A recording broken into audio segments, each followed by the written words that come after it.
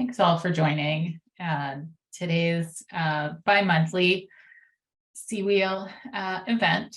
Today's event that we'll get to in just a few minutes is around community building at work, which is going to cover promoting inclusion, understanding microaggressions, and most importantly, how to intervene as a bystander if you witness microaggressions or other incidents in the workplace. But before we get to that, I just wanted to talk a little bit about CWEEL for anyone here who isn't familiar with it. CWEEL stands for the Council on Women in Energy and Environmental Leadership. CWEEL is a division of the Association of Energy Engineers with a specific mission to support professional women through the 3 pillars of career development, mentoring, networking, and scholarships. And CWEEL New England is a group of the international CWEEL organization. And the CWEEL New England group was created as part of the New England chapter of the Association of Energy Engineer for the purpose of providing a regional focus on education, professional development, and networking for women in New England who are in the energy and environmental space. The CWEEL group provides opportunities for leadership and participation of women working in energy and who are a part of the AE community. It also gives us an opportunity to collaborate with other regional organizations supporting women working in energy and the environment. So there's a lot of different ways to support CWEEL if you're interested. CWEEL is membership based. It is a small addition to the AE, your annual AE membership, and membership has its benefits, which include access to member-only events, particularly at the 3 big AE conferences, a structured mentorship program, which is quite excellent. Andrea, who's our CWEEL lead here, is a mentor in that program. Leadership, speaking and recognition opportunities, awards, and scholarships. If you're part of a corporation that might be interested in CWEEL sponsorship, there's multiple different types of corporate sponsorship opportunities. It could be annual sponsorships or event sponsorships. Reach out to me if you'd like to learn more. And if you want to get involved, there's a lot of different ways to do that. It could be through our local group, and please talk to Andrea about that. Or you can participate at the national level. CWEEL has a number of different committees that work for the bigger CWEEL. The marketing committee and the events committee in particular are looking for volunteers. So if that's something that you're interested, again, please do reach out to me. CWEEL New England meets every other month. Today is our March event. In May, we are planning an event at the Woodwell Climate Research Center, which is at Woods Hole on the Cape. It'll be a beautiful time to go to the Cape, get a tour, have lunch, watch a movie, and hopefully not hit too much traffic on your way home. In July, we're planning a networking event. And in September, we're going to repeat a volunteer event that we did a couple of years ago at the Community Harvest Project in Central Mass. It's a farm that grows and provides food for anyone in Massachusetts that needs food, really. It's a nonprofit farm that does great work. So CWEEL New England is made up of Andrea, she's the lead, Mariette, who I don't think is here today, she's a liaison, Danielle, who coordinated today's meeting, Shante and Nicole. And I am a member of CWEEL New England. I'm also board chair for US membership of CWEEL. So reach out to any of us if you have questions. I'll drop the link to our website in the chat, and I'd love to have you join.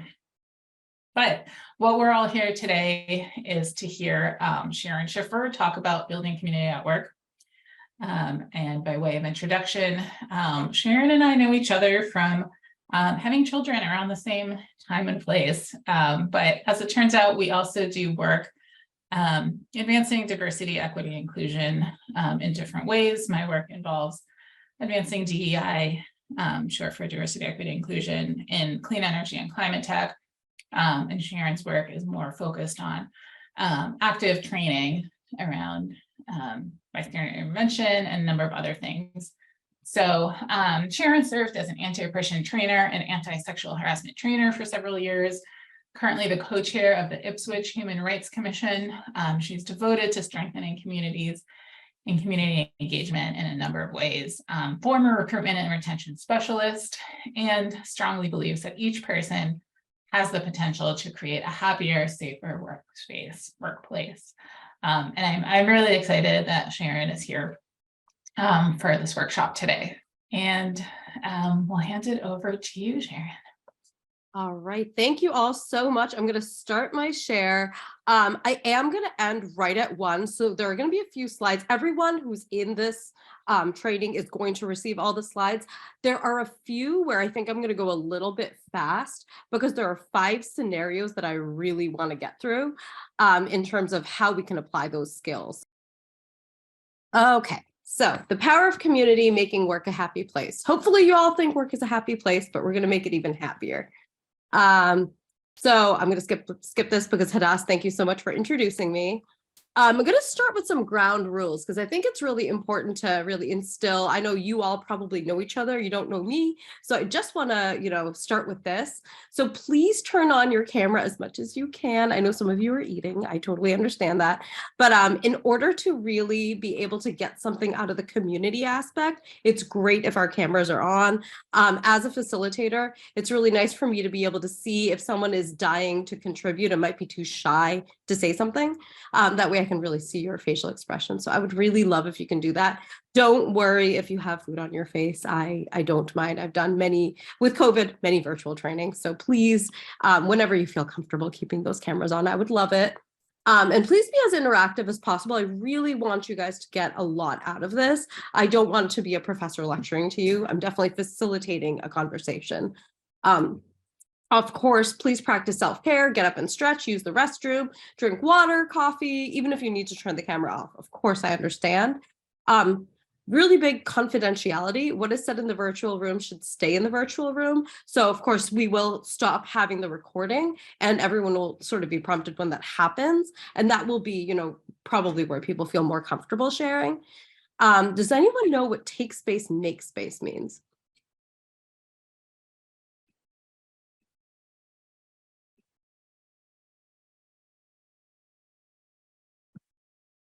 Not sure I see any hands up. I don't think I see any. That's all right. So this means basically if you're someone who likes to speak, please allow other people an opportunity to also speak just because we're only here for an hour. So that way everyone gets a chance to contribute also. Oh, sorry. There's a spoiler right there. So that is an important thing just to be able to be mindful of. And then another one is to allow time for processing information yourself and others.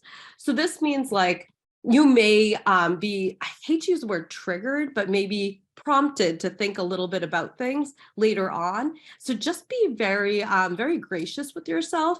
And also there may be parts of this that, that you connect and you really get excited about being able to help. So, this is a training that hopefully will extend through, a lot more than just today. Cool. Are there any other ground rules that you feel would be very, very important to include that have not been included? I can't see hands for some reason. Yeah, if you all could do the virtual hand raise, that would be so helpful. If anyone has anything. If nobody has anything, that's fine too. I don't see any hands, Sharon. Okay, great. Thank you. All right, we'll just get started. All right. Cool. All right.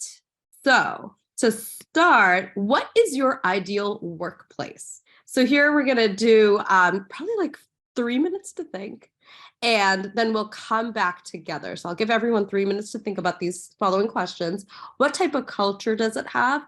What type of rapport is there between colleagues? What type of rapport is there between supervisors and supervisees?